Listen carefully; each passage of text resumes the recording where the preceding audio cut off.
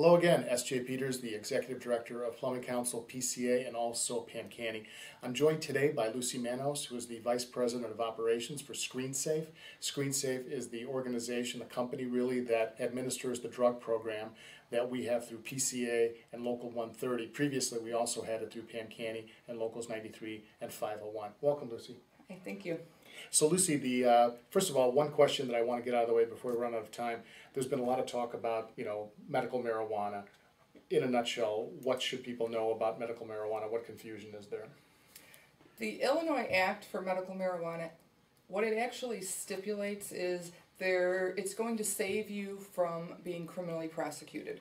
It does not stop an employer in any way, shape, or form from being able to say, I am not hiring anyone, I am not having anyone that uses medical marijuana on my job site. So the employer in the end still has the final say as to whether they're hired. Now it is a personal choice and we're not going to get into whether it's right or wrong. If they choose to do it, the employer also has the choice not to hire them. Okay. And that's really what it boils down to. But it doesn't give anybody absolution that they can use medical marijuana and somehow, if they don't pass the drug test, it's okay.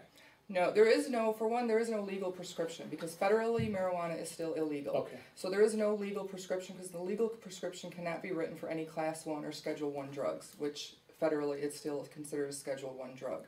So they can have a recommendation, they can have a suggestion, they can have a recommend, whatever you want to call it, but in the end there is no legal valid prescription for it. They're not going to be compliant if they test for that. Exactly. Okay. One question that people ask, how does the process work? First of all, ours is a mandatory and random program. That means that of the entire pool of rank and file members from Local 130 and also contractors, everybody is tested 50%, 50%, correct, every other year? Yeah, 50% of the population is tested the first year of the cycle, 50% of the population is tested the second year of the cycle, and then there's always an ongoing 10% pool, so you can be randomly called 2 weeks after you test or a year after you test, it doesn't matter. Right. So that mainly it's a deterrent, so people never feel that they're done. So I don't take my test at the beginning of the cycle and think, hey, I got 2 years to do whatever I want. And I'm safe. Right, exactly.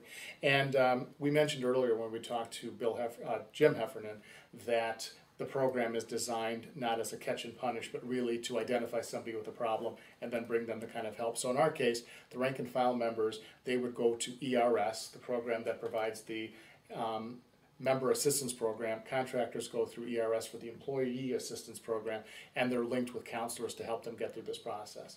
Right. But tell me something in terms of the program itself. If I'm an employer or I'm a member, walk me through the steps. ScreenSafe contacts our office because somebody's name came up. What happens next?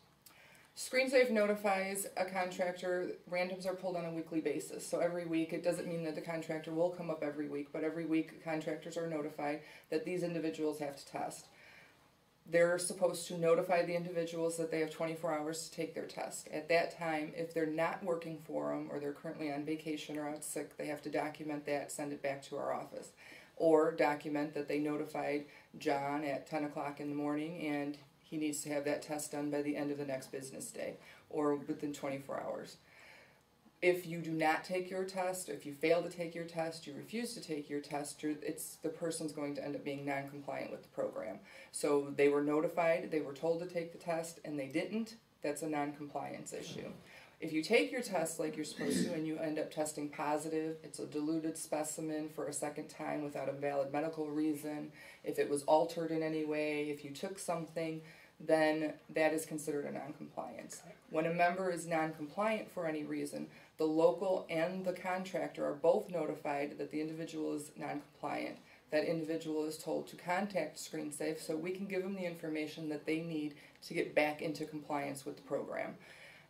We give the information on the counselor. We let them know what they need to do as far as if there's any policy issues on third noncompliance within the plumber 130 policy. They have to be out until they complete the program. Mm-hmm. So maybe the first time you're back within a week because you do what you have to do, you go to the counselor. By the third noncompliance, you may end up being out for 6 months because at that point in time you have to complete the entire treatment program prior to you being allowed back to work. Right. So we just kind of follow the policy. That's really what our job is as the administrators, is to follow the policy. We don't make it up as we go along. We don't just decide what we feel like doing. Right. We are policy based. If this is what the policy says, then we need to. This is what you have to follow, absolutely. I mentioned when I talked with Jim that we had run seminars, we had tried to explain everything. We've done some questions and answers and so forth in the publication that the association puts out. But one thing that I want to get across is this is a program that's designed to keep the industry clean in general. This isn't intended only for the rank and file, it's not intended only for the management side. Everybody has to comply in order to make this work. Any other comments? I don't think so. What number should people call ScreenSafe if they want to ask any questions? If they have any questions, they can call our toll-free number at 877-727-3369. Lucy, thanks for your time. Thank you.